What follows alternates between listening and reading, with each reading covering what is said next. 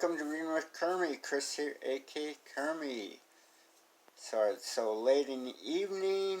I just spent the last 2 hours trying to upload my Kermie karaoke, so I hope this one works for me well.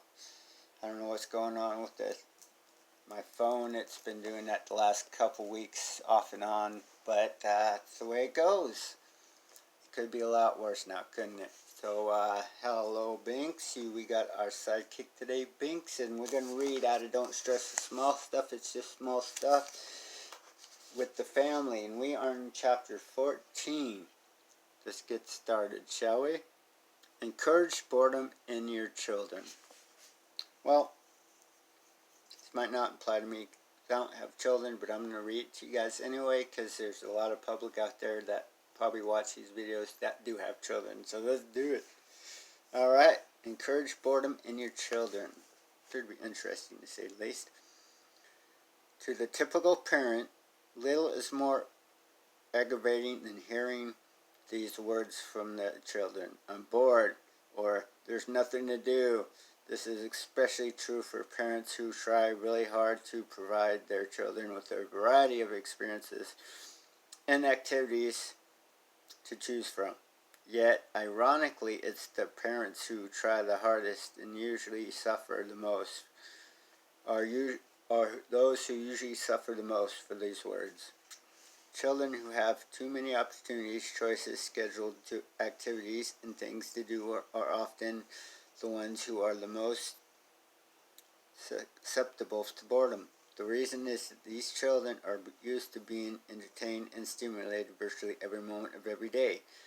They often rush from activity to activity with little time in between and have schedules that look almost as full as those of their parents. Very simply, if something isn't going on, they feel bored and restless, almost desperate to find something to do. Many kids feel they can't live without a telephone in their hand, a television set, or radio playing at virtually every moment, or a computer or video game to entertain them. Right? What do you think about that, Binks? The solution isn't to feed them ideas of things they can do to alleviate their boredom. As you know, they will usually reject your ideas anyway. A bigger issue, however, is that in the long run, you're doing a disservice to your kids by offering too many suggestions about ways to keep busy. You're actually feeding the problem by suggesting that kids really do need something to do every minute of every day. A great solution, and one that will shock you, your bored kids, is to respond to the I'm bored line with a confident, great, be bored. You can even go on and say, it's good for you to be bored once in a while. I can almost guarantee you that once you try this a few times and really mean it, your kids will give up an idea that it's your responsibility to entertain them on an ongoing basis. A hidden benefit to this strategy is that it will encourage greater creativity in your kids by forcing them to discover things to do on their own. I like that. I'm not suggesting you do this all the time, or that you don't take a loving, active role in activities that your kids participate in. Oh no. What I'm referring to here is response to overstimulation. When you know in your heart that your kids have plenty of things to do, that their boredom is coming from them, not from a lack of possibilities, I think you'll love the sense of authority you'll feel by putting the problems of boredom back where it belongs, with your kids. And as important, you'll be doing your kids a tremendous favor by teaching them that there's nothing wrong with not having something to do every minute of every day. It's okay to be bored once in a while. Yeah, it is okay to be bored once in a while, and of course I don't find that out until my adulthood, but it's good to let your kids know that they don't have to have something going on and be constant, because they know what? You're raised to always feel like you need something constant to do, and I see that in parents today. Even in my parents, they Because we're raised to constantly stay busy, and it drives you crazy that everybody's turned into a workaholic. But anyway,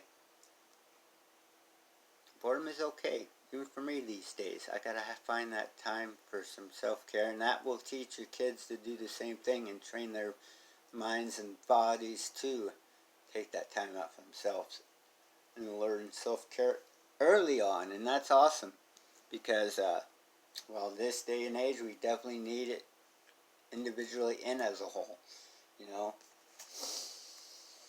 I hope everybody's relaxing and staying grounded through all this societal issues going on in the world today.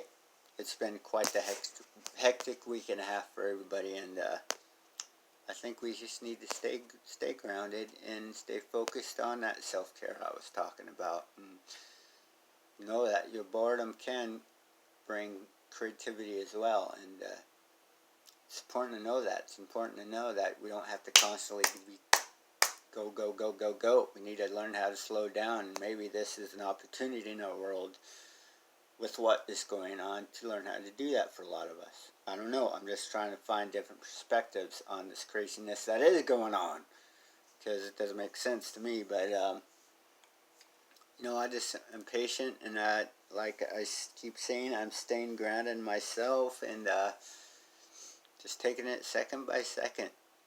You know, we are in a place in our world that it is very unpredicted, and we just gotta keep that faith to keep on keeping on, you know, and know it's gonna turn out alright. Like my hairdo, I'm looking at it in my phone, I'm like, oh my gosh, it's almost time for a haircut, I think. Binks. But anyways, yeah, just stay close to your loved ones, stay grounded, and know that it will turn out in the end. It's the way it's supposed to. We'll be okay. We've gone through much, much worse in the past, so I think we'll make it through this. So, peace and love to you guys, and hopefully this video uploads. We'll see. Wish me luck. I love you guys, and talk to you soon. Have a great night.